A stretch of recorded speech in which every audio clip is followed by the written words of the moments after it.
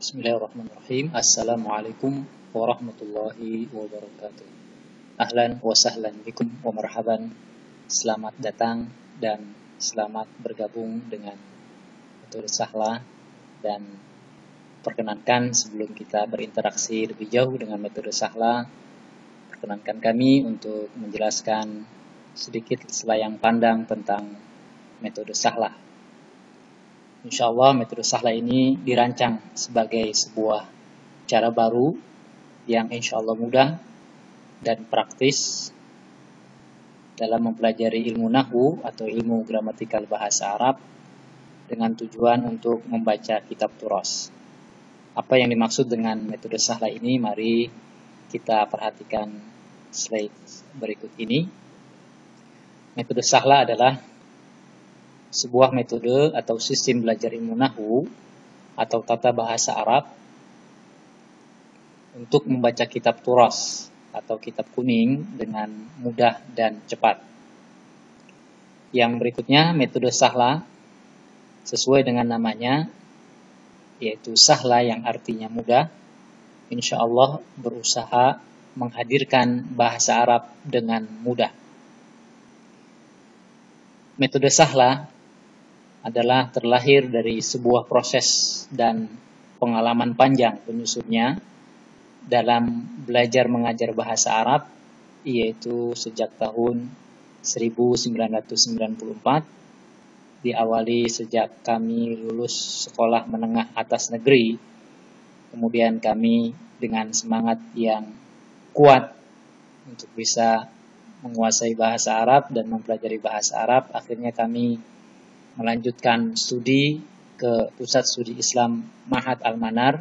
Kemudian Alhamdulillah Allah berkenan menyampaikan kami ke LIPIA Jakarta untuk kemudian setelah itu kami mengajar di beberapa lembaga pendidikan di Jakarta, mulai dari SDIT di Kebayoran Lama, kemudian Ma'had Ali Pesantren Tinggi di Jakarta, dan juga sampai saat ini Alhamdulillah kami terus belajar dan mengajarkan bahasa Arab di Yayasan Al-Hidayah Taman Raya di Rajak, Tangerang, Banten. Dan metode Sahla ini ditemukan dan disusun serta diuji cobakan sejak tanggal 1 Mei tahun 2015 di Rajak, Tangerang, Banten. Dan kami tujukan metode Sahla ini adalah untuk orang dewasa usia SMP ke atas. Kelebihan dan ciri khusus metode Sahla, yang pertama adalah mudah.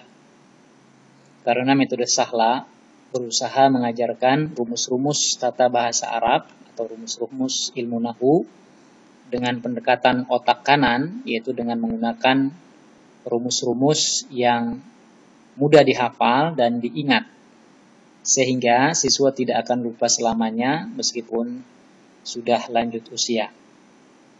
Yang kedua, cepat, karena metode Sahla berusaha mengajarkan perubahan harokat pada benda atau pada kata benda atau isim dengan 5 tanda sekaligus dalam setiap kajiannya yang dihadirkan dengan cara yang mudah sehingga siswa lebih cepat memahaminya dan menghemat waktu.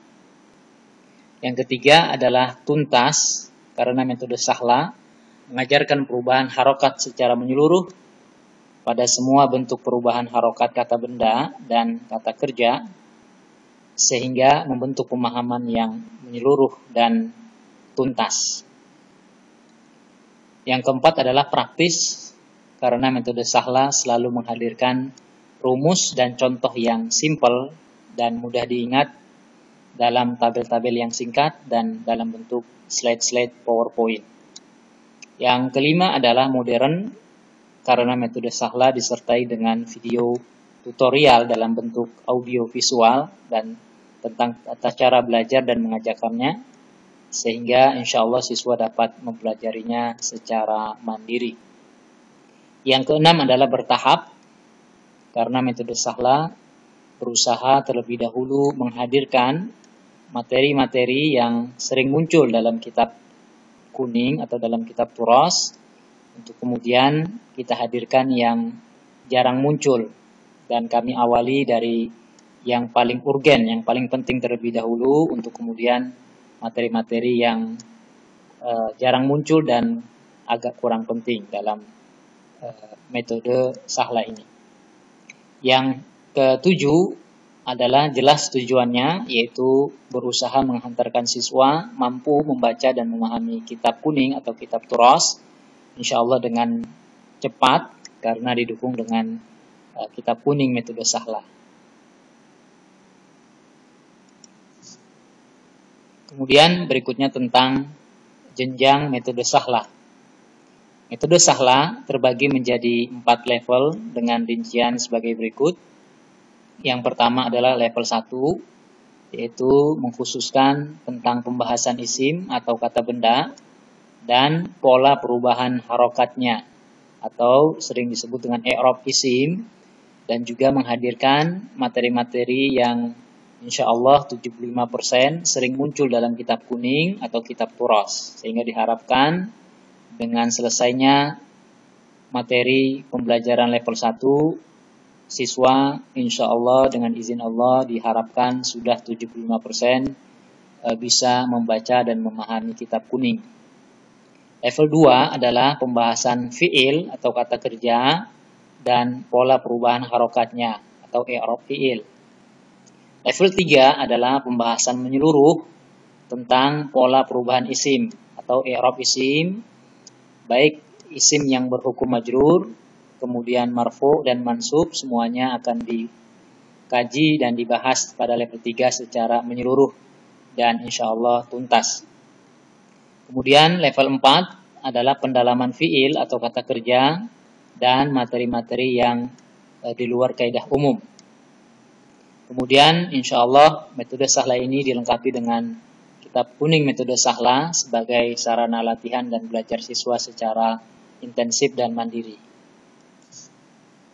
Berikutnya adalah tentang panduan singkat mempelajari metode Sahla. Dalam pembahasan kata benda atau isim, metode Sahla selalu menggunakan urutan isim dari 1 sampai dengan 5, yaitu sebagai berikut. Yang pertama adalah angka 1 adalah untuk isim mufrad atau kata benda tunggal. Kemudian angka 2 adalah untuk isim musanna atau kata benda rangkap 2. Kemudian angka 3 adalah untuk isim jamak muzakkar salim atau jamak laki-laki. Kemudian angka 4 adalah untuk isim jamak muannas salim atau jamak perempuan.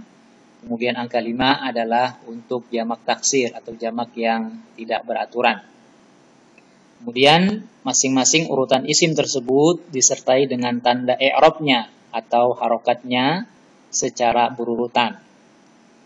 Ya, untuk lebih jelasnya, mari kita perhatikan tabel pada slide berikut ini. Ini adalah urutan isim dan harokatnya pada metode Sahla. Ya, isim atau kata benda dalam metode Sahla ini dibuat urutannya, yaitu untuk isim yang mufrad atau tunggal, kami beri angka 1 agar ketika kita ingat angka 1, kita ingat isim yang mufrad atau isim yang tunggal. Kemudian angka 2 adalah untuk isim yang rangkap 2 atau musanna, sehingga ini bisa lebih menambah ingatan siswa. Ingat angka 2 adalah ingat rangkap 2, yaitu isim musanna. Kemudian angka 3 adalah jamak muzakkar salim. Kemudian angka 4 adalah untuk jamak muannas salim, dan angka 5 adalah untuk jamak taksir. Kemudian tanda majrur dalam metode Sahla ini dihadirkan dalam kode-kode singkat yang insya Allah mudah dihafal dan dalam waktu yang singkat bisa dihafal oleh siapa saja. Yaitu yang pertama, untuk isim yang mufrad, yang tunggal, tanda majrurnya adalah kasroh. Kemudian untuk isim musanna yang rangkap 2, tanda majrurnya adalah ya. Untuk isim rangkap 3, muzakkar salim maksud kami, jamak muzakkar salim yang berangka 3, tanda majrurnya adalah ya. Kemudian untuk jamak muannas salim, tanda majrurnya adalah kasroh. Kemudian untuk jamak taksir adalah kasroh. Perlu diketahui bahwa yang dimaksud dengan majrur adalah hukum lafaz atau kata yang ditandai dengan harokat kasroh atau yang sehukum dengan kasroh, yaitu huruf ya. Huruf ya ini adalah tanda majrur untuk isim yang rangkap dua, kemudian tanda majrur untuk jamak mudzakkar salim. Ya, sehingga dengan urutan seperti ini dan dengan kode seperti ini, mudah-mudahan siswa bisa menghafalnya dengan cepat, yaitu dengan hanya menghafalkan kasroh, ya, kasroh, insya Allah dalam waktu tidak sampai 5 menit, ya, setiap peserta bisa menghafal tanda majrur sekaligus. Dan urutan dari metode sahla ini 1 sampai 5 adalah merupakan pembahasan yang tuntas, karena isim atau kata benda dalam bahasa Arab tidak akan keluar dari isim yang mufrad, kemudian yang rangkap dua, yang jamak mudzakkar salim, jamak muannats salim, dan jamak taksir, sehingga langsung membentuk pemahaman yang menyeluruh dan tuntas. Kemudian tanda marfu dihadirkan dalam kode, yaitu dhammah alif wawu, dhammah, yaitu dhammah untuk isim yang mufrad, yaitu tanda marfunya adalah dhammah, kemudian tanda marfu untuk musanna adalah alif, kemudian tanda marfu untuk jamak mudzakkar salim adalah wawu, kemudian jamak muannats salim adalah tanda marfunya dhammah, dan jamak taksir adalah dhammah. Sehingga bisa dihafal dan diringkas dengan kode dhammah alif wawu, dhammah. Kami telah membuktikan dengan rumus-rumus ini para peserta bisa memahami dan menghafalnya secara lebih cepat. Adapun yang dimaksud dengan marfu adalah hukum lafaz atau kata yang ditandai dengan harokat dhammah atau yang sehukum dengan dhammah, yaitu alif dan wawu. Alif adalah untuk tanda marfu pada isim yang musanna, kemudian wawu adalah tanda marfu untuk isim yang jamak mudzakkar salim. Kemudian selanjutnya adalah tanda mansub atau i'rab mansub dihadirkan dengan kode, yaitu fathah, ya, kasroh, fathah. Maksudnya adalah isim yang mufrad atau kata benda yang tunggal, tanda mansubnya adalah fathah, kemudian isim musanna yang rangkap dua, tanda mansubnya adalah ya, kemudian jamak mudzakkar salim, tanda mansubnya adalah ya, kemudian jamak muannats salim, tanda mansubnya adalah kasroh, dan untuk jamak taksir, tanda mansubnya adalah fa. Ya, sehingga rumusnya bisa dihafal, fathah, ya, kasroh, fathah. Adapun yang dimaksud dengan isim yang mansub atau mansub adalah hukum lafaz atau kata yang ditandai dengan harokat fathah atau yang sehukum dengan fathah, yaitu ya dan kasroh, yaitu ya untuk musanna dan jamak mudzakkar salim, dan kasroh untuk jamak muannats salim. Perlu diketahui bahwasannya selama kami proses belajar dan mengajarkan bahasa Arab, kami tidak menemukan dalam kitab manapun definisi dari majrur, marfu, dan mansub. Alhamdulillah, selama kami mempelajari dan mengajarkan bahasa Arab selama lebih kurang 22 tahun, Allah memberikan taufik kepada kami untuk mendefinisikan kalimat majrur, marfu, dan mansub secara lebih mudah difahami oleh siswa. Berikutnya adalah 5 langkah metode sahla dalam mempelajari pola perubahan isim. Yang pertama adalah memahami dan menghafal isim dan urutannya, yaitu mulai 1 sampai 5. Untuk angka 1 adalah mufrad, angka 2 adalah musanna, angka 3 adalah jamak mudzakkar salim, angka 4 adalah jamak muannats salim, dan angka 5 adalah jamak taksir. Kemudian yang kedua adalah memahami dan menghafal tanda i'rab dari 1 sampai 5. Ya, kalau majrur adalah kasroh, ya, kasroh. Kalau marfu adalah dhammah alif wawu, dhammah. Kalau mansub adalah fathah, ya, kasroh, fathah. Kemudian yang ketiga adalah memahami dan menghafal contoh 1 sampai dengan 5. Kemudian yang keempat adalah memahami dan menghafal cara mengi'rab isim 1 sampai dengan 5. Kemudian yang kelima adalah latihan dan penerapan dan juga mengkiaskan. Kemudian berikut, selama lebih kurang 6 bulan kami telah mencobakan metode sahla ini kepada peserta kursus metode sahla, dan alhamdulillah ada beberapa testimoni yang membuat kami menjadi termotivasi untuk terus melengkapi dan menyempurnakan metode sahla ini. Yang pertama adalah Metode sahla bagus dan cukup mudah dalam memahami mubtada khobar, huruf jar dengan waktu yang singkat dan cepat.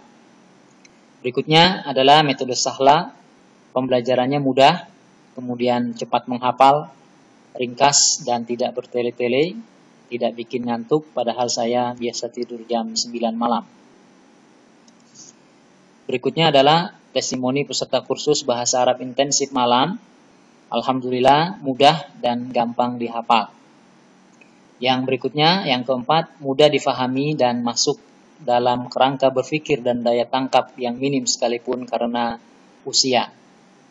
Yang kelima adalah bagi saya metode sahla cukup bisa saya pahami dan tahapan-tahapan begitu mudah dihafal. Berikutnya adalah mumtaz, lebih baik dan menarik dan bisa dilanjutkan, dan saya kira semua peserta bisa mengikuti metode sahla ini. Yang ketujuh adalah alhamdulillah dalam satu malam bisa membaca kitab kuning walau masih terbata-bata, dan untuk masukannya tidak ada karena metode ini bisa langsung masuk ke pikiran dan mudah difahami serta dicerna. Berikutnya adalah testimoni kelas ibu-ibu Ahad siang. Yang pertama adalah pembelajaran dengan metode sahla membuat peserta lebih tertarik lagi dan lagi untuk memahami bahasa Arab. Yang berikutnya, belajar di sini menyenangkan, mudah dimengerti dan dipahami, jadi ingin belajar terus, dan ternyata bahasa Arab menyenangkan. Berikutnya adalah metode belajar bahasa Arab di bangku kuliah sangatlah sulit atau sukar dimengerti. Alhamdulillah, sekarang belajar bahasa Arab menjadi lebih mudah dimengerti dan tidak sesulit yang dibayangkan. Berikutnya, metode sahla sangat cocok bagi peserta yang awam dengan bahasa Arab karena proses penyampaiannya mudah. Berikutnya adalah testimoni peserta kursus bahasa Arab intensif, dan ini angkatan kedua. Metode sahla cukup mudah bagi yang belum pernah masuk dunia pesantren. Metode ini menjadi solusi jika ingin belajar bahasa Arab. Ada percepatan dalam memahami ilmu nahwu. Metode pengajarannya penuh semangat, serius tetapi santai. Berikutnya, metode sahla harus didaftarkan sebagai hak cipta karena sesuatu yang berbeda dengan metode yang lainnya dan sangat praktis. Metode sahla sangat praktis, insya Allah siapa saja dapat mengikuti walaupun benar-benar dari nol. Cara menyampaikannya sangat pas dengan metodenya. Dan alhamdulillah metode sahla ini telah mendapatkan hak cipta dari Kementerian Hukum dan Hak Asasi Manusia Republik Indonesia, dan kami daftarkan metode sahla ini sekitar bulan September 2015, dan hak cipta ini telah terbit di akhir bulan Desember 2015.